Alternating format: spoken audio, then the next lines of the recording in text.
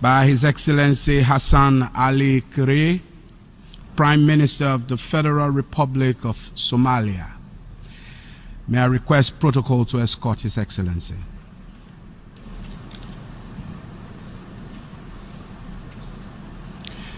I have great pleasure in welcoming His Excellency Hassan Ali Qaaje, Prime Minister of the Federal Republic of Somalia, and I now invite him to address the General Assembly.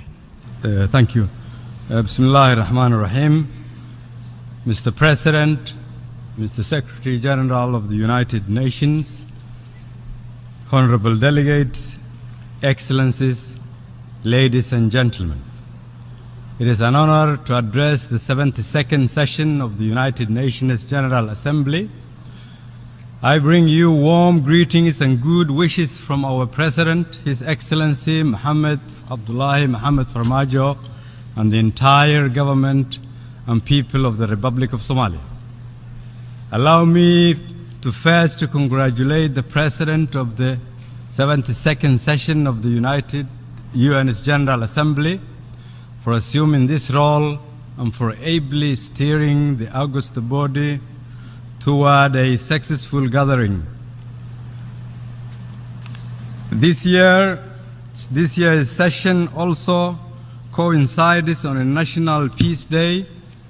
Yesterday we observed the International Day of Peace, a day that called for togetherness and solidarity with those who have been forced to flee their homes and those who leave home to seek a better life.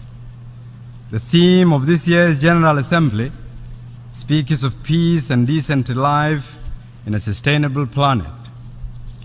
The similarity in focus goes beyond coincidence to acknowledge that the pursuit for peace, decent life, respect, safety, and dignity is a global need, yet elusive for hundreds of millions of people in the world today. From Syria to Central African Republic, from the Rohingya people of Myanmar to the people of Libya, the number of protectorate and new conflicts remains unacceptably high. The Somali people have for many years been a victim of war, famine, and poverty, which has seen them displaced internally, while others made the perilous journey abroad. We therefore know too well the necessity for the others to open their doors to distort and disillusion people who, just like us, are looking for a safe and dignified living. I take this opportunity to thank all those who, even in challenging times, continue to uphold this spirit of oneness, of sharing and caring.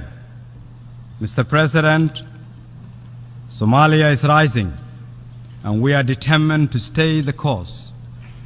Our aim is to contribute positively to the progress of our region, our continent, and the world. Despite enormous challenges, we are, among others, improving security, reestablishing law and order, and conducting the necessary political and socio-economic reforms. The progress achieved so far is because the Somali people have embraced a new dawn, and our relentless partners continue to walk with us in our journey towards peace and prosperity. We will continue to formulate measures to strengthen Somalia's progress, including in revenue generation. However, there are some serious challenges beyond the control of the Somali government.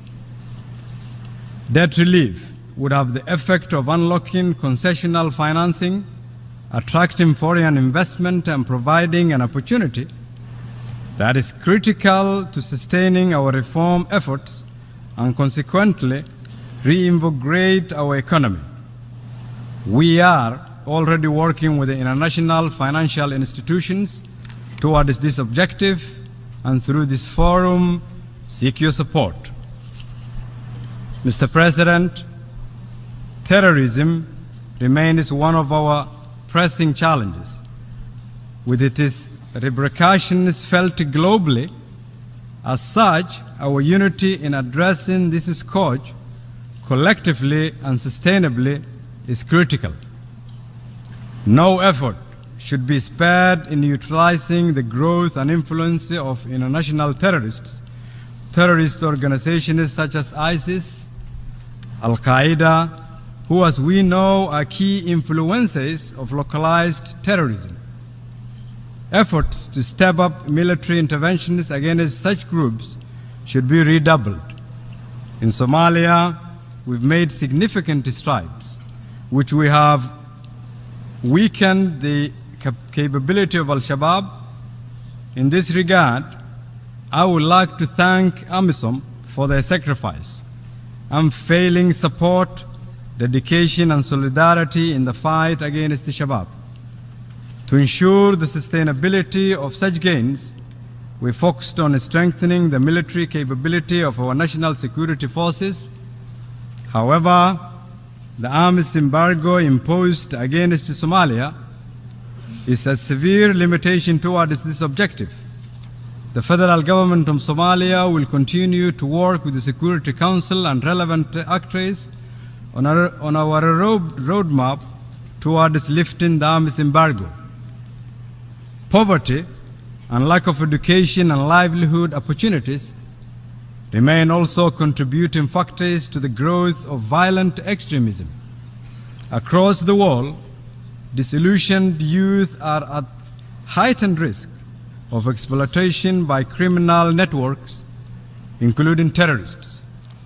The urgent need to invest in education, skills building, and livelihood opportunities for our youth is crucial. Addressing these key strategic elements to counter terrorism is an enormous task which requires a holistic approach and resources to match.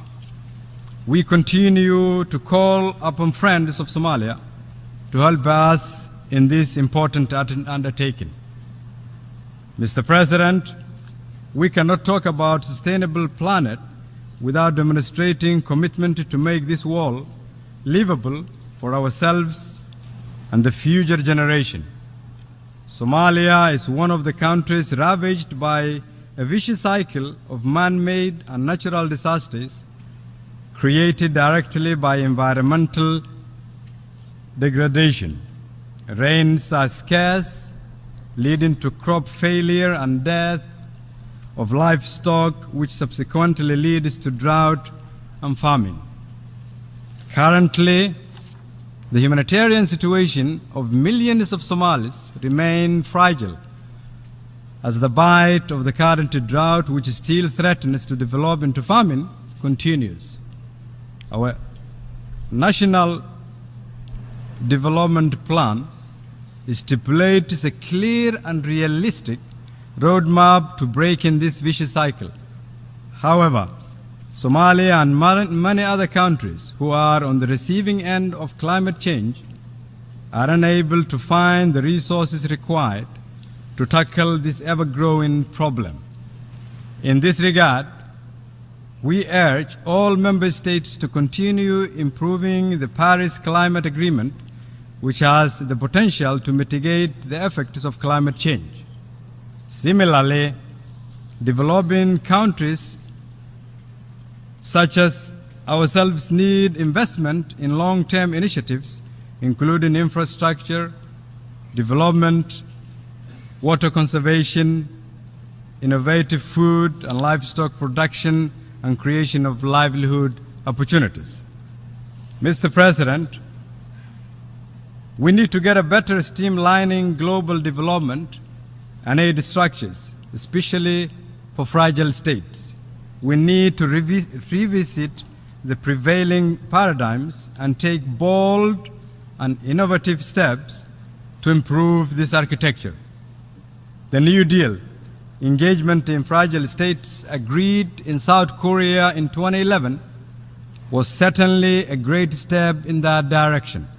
Somalia fully embraced this agreement.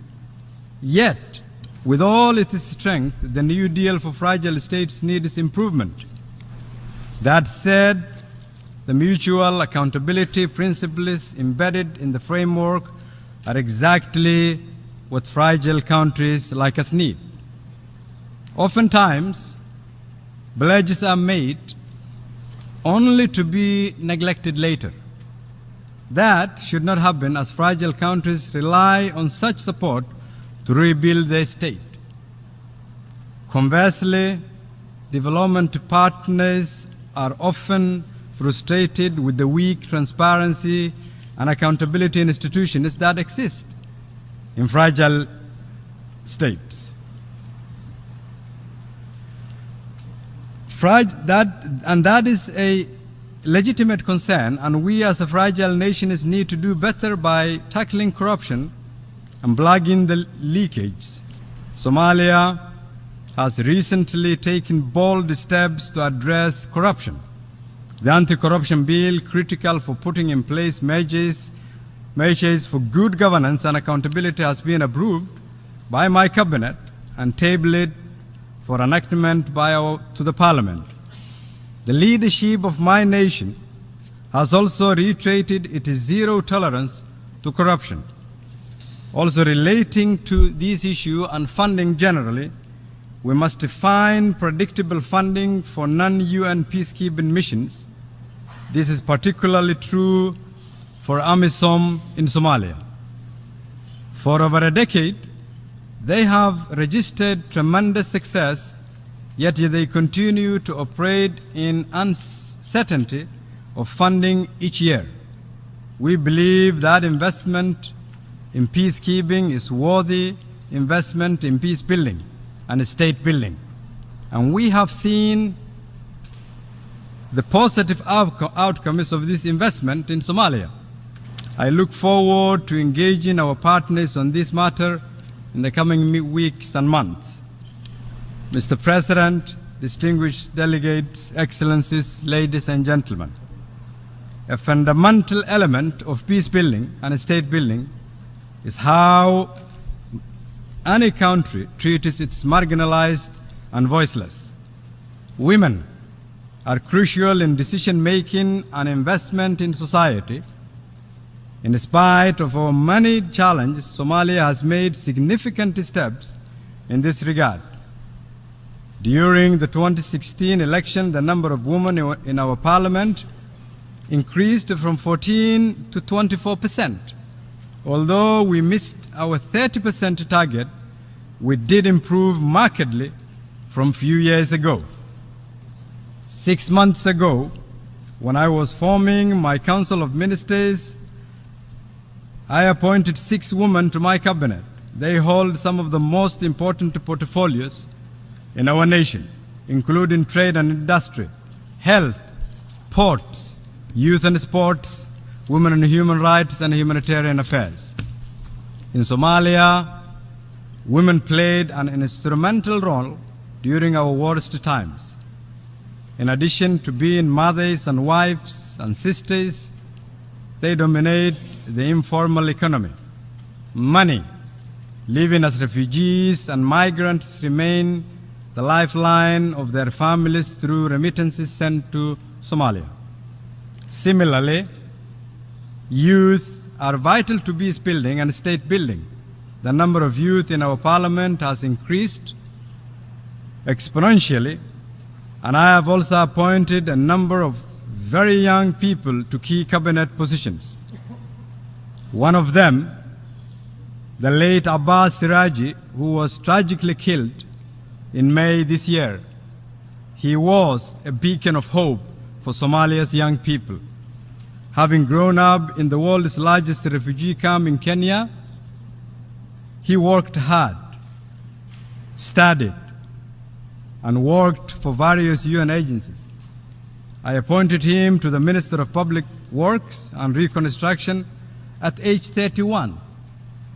And although he is no longer with us, his appointment brought out the potential of thousands of young people across this country. Somalia He showed them that life in the refugee camps, as harsh as it was, didn't mean the end of hope. One of the core principles, Your Excellencies, in these United Nations is the human rights. We are working hard to ensure the respect for human rights of all people. The establishment of institutions such as the National Human Rights Commission that is mandated to protect and promote human rights will be a significant step towards this direction. Vital legislations on human rights such as the soon-to-be approved Sexual Offences Bill provide the tools to fight impunity of sexual perpetrators.